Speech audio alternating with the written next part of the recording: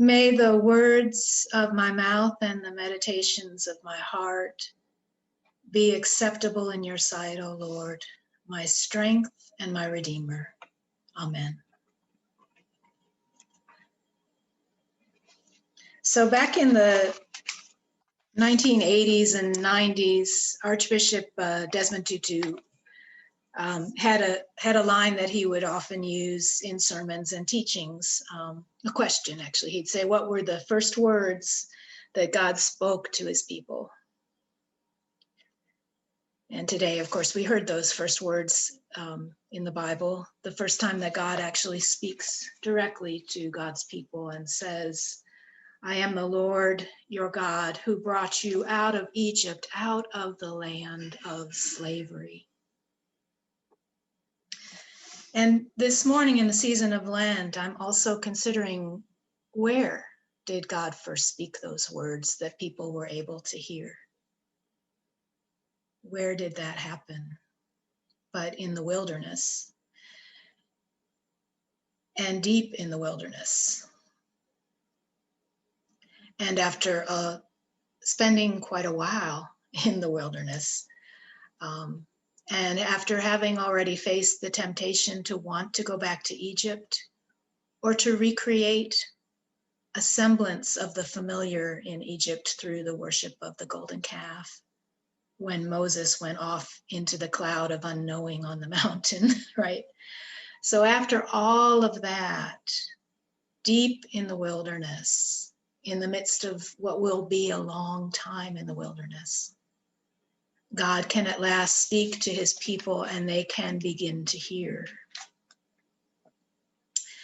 This wilderness space that we refer to so often in Lent, I want to just tease out the idea that we in the United States in this particular period of time will often have a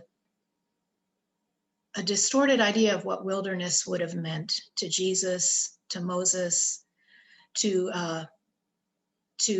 the ancient people, and really to people worldwide. We have a sense of wilderness in this country that comes through the U.S. park system and comes from a beautiful vision that the ecologist John Muir had, that there were these vast natural spaces in the United States that could be, some of them could be saved and used as parkland. His idea also included a strange idea that they had to be free of all human habitation kind of unnaturally, that somehow the natural world and the human world were not interpenetrated. That was a strange settler colonial idea that he brought with him. But the uninhabited part of wilderness, I think, is still true in the ancient world, but for different reasons, not because it was a park being protected from people, but because bad things had happened there to people. Uninhabited because people had the very real sense that they shouldn't go there. Their ancestors may have died there. A war may have taken place there. There may have been a natural disaster that killed many people and maybe even brought down an ancient civilization. And indeed, we can find these spaces around the world. My sense is that's more what the wilderness and the desert, right, which means deserted, were really about. The places we fear, the places we don't want to go to, the places that scare us and leave us very disoriented and disrupt the sense of the familiar and of what we thought life was really about. So the word uninhabited, I think, is a good one, but not because the human and the natural world are not meant to coexist. Of course we are. And the wisdom of people who have lived for thousands of years in a particular place and not just sustainably, but even improved it.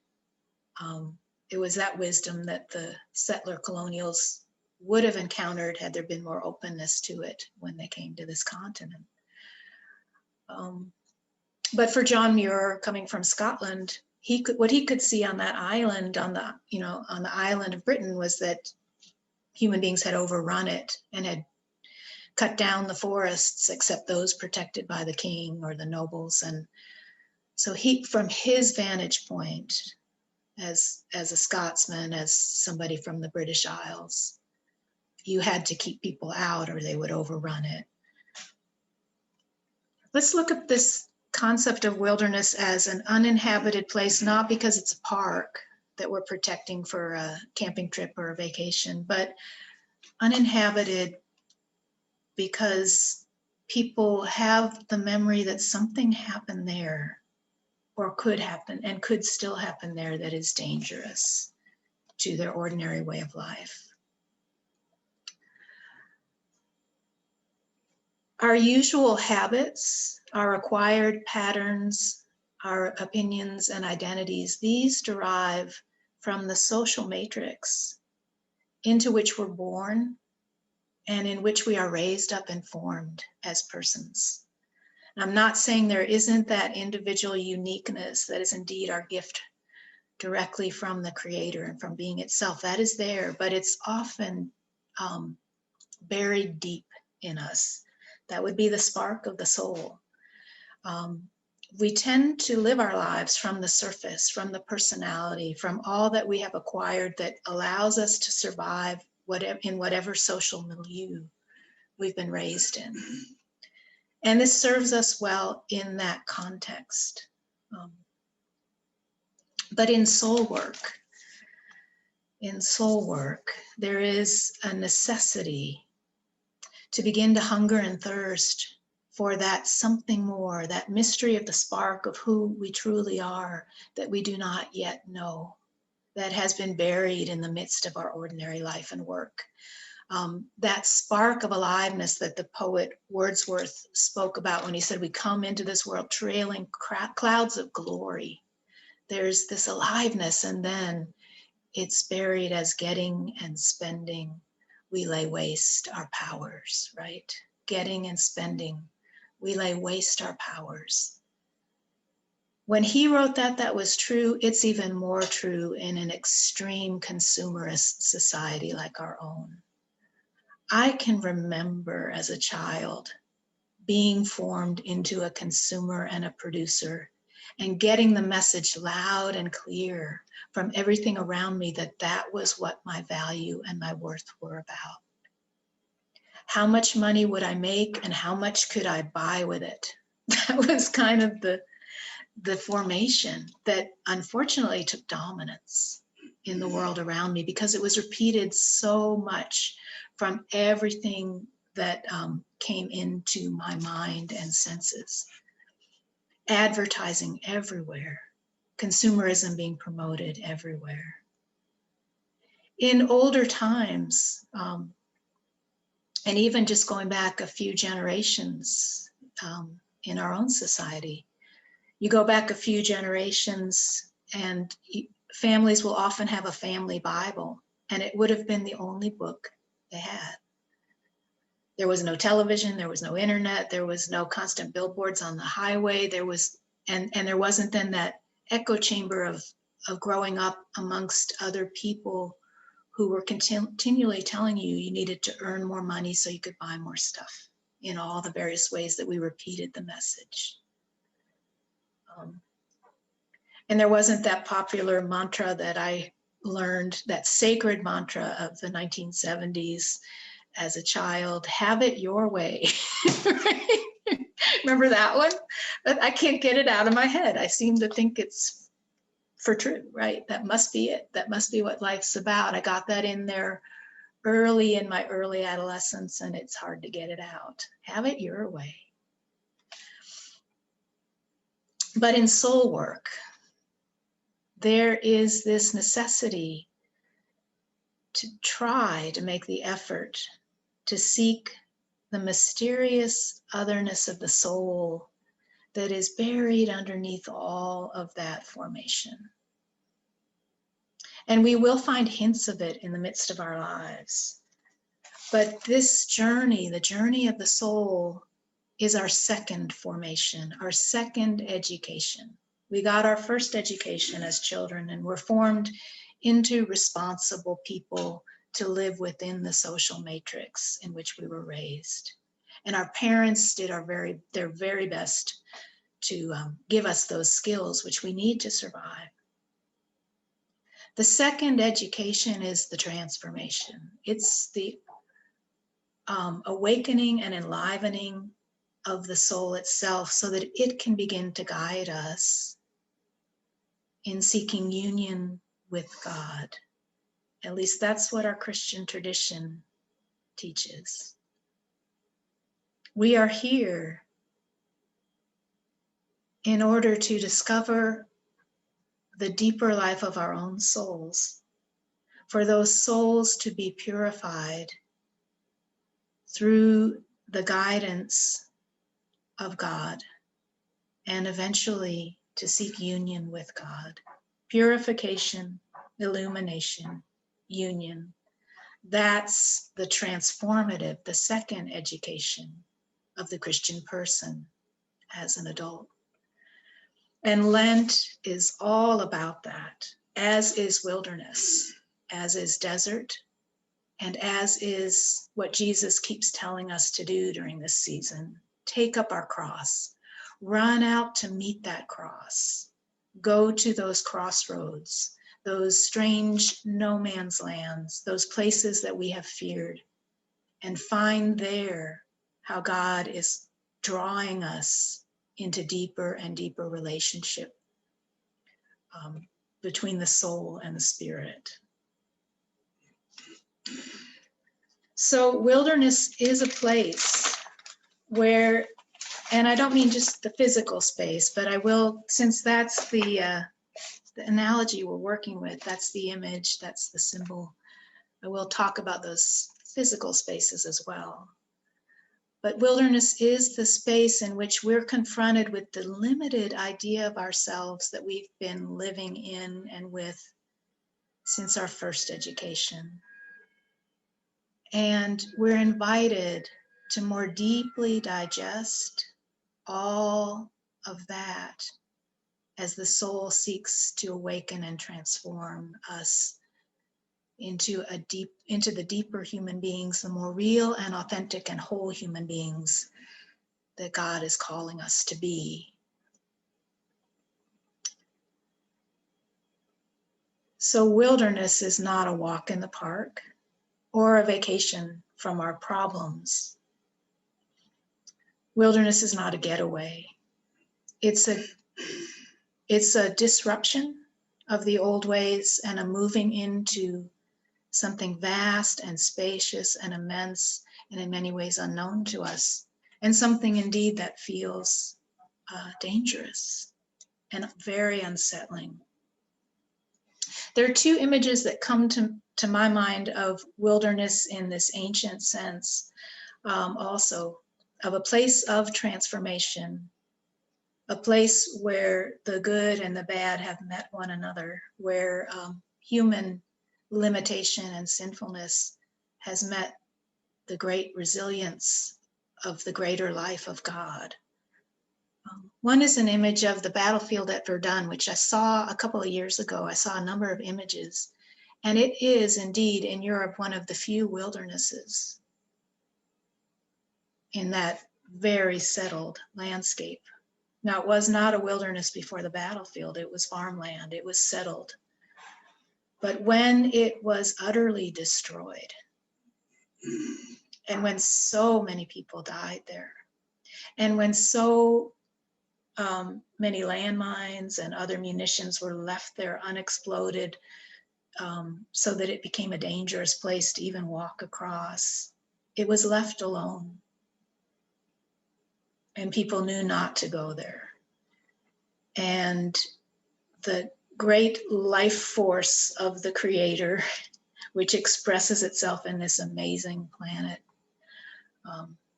in all the living systems of this planet, was able to restore it to a beautiful natural state after the devastation of the human war. Another image that comes to my mind is the town of Pitcher, Oklahoma. This is a town where, interestingly, paradoxically, or maybe not so, but there was a mine in the early part of the 20th century. There were mines in this town, and it became one of the most prosperous towns in Oklahoma, and supposedly produced the metals that made 40 to 50% of the bullets used in both World War I and World War II. So it has this interesting relationship to Verdun. In that town, the mining continued and continued and continued until the mine shafts had actually undermined homes and other buildings, and they began to cave in. And even worse than that, the entire town was poisoned and they didn't know it. Gradually, as this became more known, they closed the schools first. They found just high levels of lead and other chemicals in the water. It wasn't safe for children to be going to school there. They also measured the particulates in the air. It wasn't safe to be breathing the air there. I have a little book here. You might be able to see that image. Those are the tailing piles. They look like, it looks like a wilderness, doesn't it? That's just a part of the town where they piled all the tailings. And children used to use those like sledding hills. Awful, yeah. Yeah, I see some faces. That's, yeah, awful. Over time, you know, they began to get people out of the town, but some people didn't want to leave. It was eventually declared an EPA Superfund site, but it never did benefit from that. There were not any real attempts to clean it up by the EPA, nor by the state of Oklahoma. And finally, there was a terrible, terrible tornado that left the town. This is one of the images from after the tornado. Destroyed most of the homes that were left there, and really drove the people out. There was one person who stayed to the very end. He was the town pharmacist. And if you know anything about small town pharmacists, they were like the local doctor. And he was an old man now. He had spent his entire life taking care of people. And he just couldn't leave the town without a pharmacist, even though he was pretty much the last person there. There were a few other people who had come back in to live in the abandoned homes. What finally happened there was that the Quapaw Nation, who were of course removed to Indian Territory, into that area of Indian Territory from down south of where I am now, from southern part of the, Mississippi and Arkansas River confluence. They were removed there under President Jackson during that whole time. And so the town of Pitcher was actually in that territory where they had been removed to. And when the state and the federal government didn't clean up, they went in and began a long, slow, very much underfunded process of restoring that town. And perhaps in some generations, perhaps it will be like Verdun. It will be a gradual process. Generations from now, it may be habitable again by human beings. So it is a wilderness, a place of deep prayer and deep transformation as people seek to work in concert with the natural systems to restore it, and with God, with the spirit that has called them to return there to do that work. So those images also call to mind this wonderful movie that is, I think, a great one for Lent, Nomadland. Perhaps some of you have seen it. I'm trying to see on people's faces. Yeah, some of you have seen it. Nomadland's very much like this as well. Fern, she clings to the life she was formed to live, her first education, to work, to live in the town of Empire. She clings to it even after her husband has died. She stays in the house. She stays in the town. And even after the mine closes and there's really no town left, she stays until the bitter end when she just can't get work anymore. She's had to move out of her house because she can't afford that. She couldn't sell it, of course. The town is dead. And she moves into a van. And I've known so many people who lived this life long before even the crisis of 2007, 2008. I knew people living this life. When you get to the end of that road of what your first education formed you for, and find yourself unable to live that way anymore, nothing will suffice. There are no jobs, there is no home. But she finds her way into this new community of nomads, and the movie is lovely in that it shows us real people, in that it's not, many of these are not actors, they're real people. Bob Wells is the Moses of that movement. He saw in 2007, 2008, he'd been living like this, and he saw that this was a time he could teach others who were desperate to find hope, the hope of their own resilience and practical skills and strength in living in a new way. And so he just began to offer advice and began to have gatherings and began to give people a new sense of identity in the wilderness of a world that had fallen apart for them. The places that draw us in Lent are these kind of places. Where have we come to an end of a road? Where do we have a sense that something is not working anymore? Where do we have the sense that the old ways have run their course or have been actively disrupted? These are the desert places in our own heart and soul. We don't have to travel to find them. They're right here with us. They travel with us. And when we turn and pay attention, we will find God drawing us in there, reawakening our curiosity. What is God up to here? This is a difficult place. This is a painful place. This is a place I have avoided for far too long.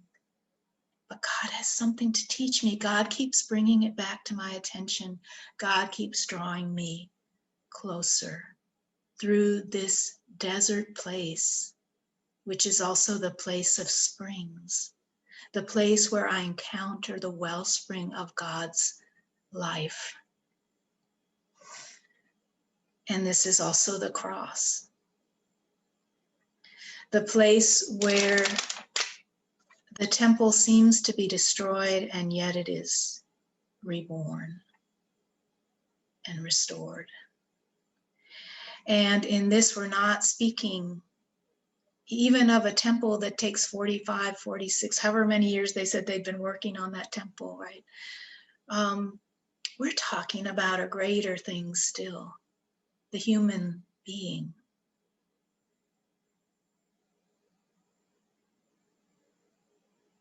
That this, even when it seems to be destroyed, is being restored and enlivened and awakened and transformed into resurrected life. Amen.